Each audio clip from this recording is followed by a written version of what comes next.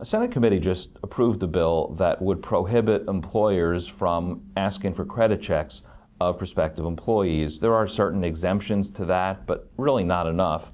And it's yet another move on the part of government to impact the hiring process. How will this legislation, if it goes through the legislature and is signed by the governor, impact our members?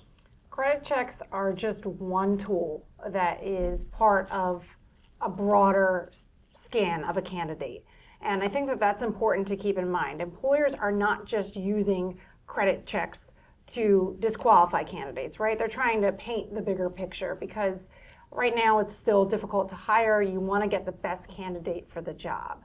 And so I want to make that point first, because when our legislators are talking about the issue, they often say that the employer is running the credit check and then disqualifying the candidate. That is the exception, and we have heard from no employers that follow that practice. We would definitely discourage it.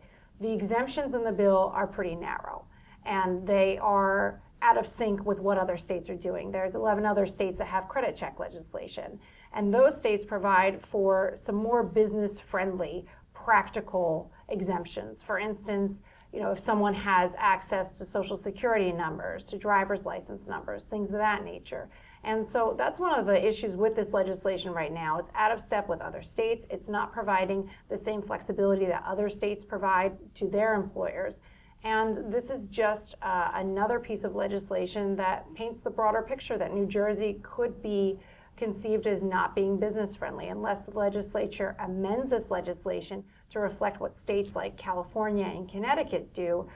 Many businesses may perceive it to be a mandate that's just really not workable for them. And also, this legislation is not being considered in a vacuum.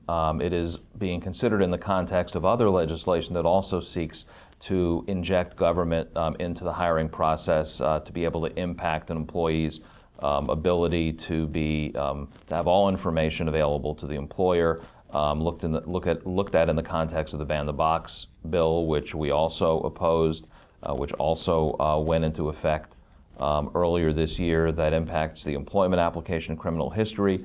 This appears to be part of a trend. What kind of damage does this do to inject government into the hiring process?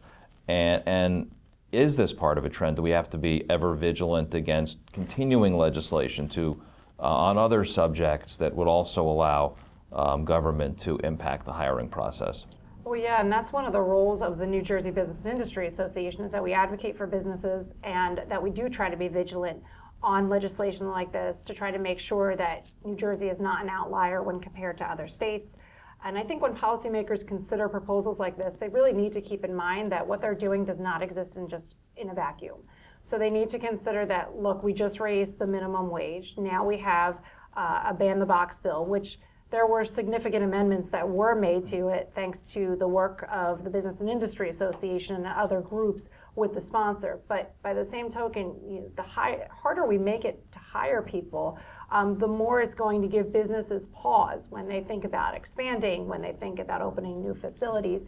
And so we really need to be cognizant of that. And it's the role of the Business and Industry Association and also individual businesses to educate legislatures about that.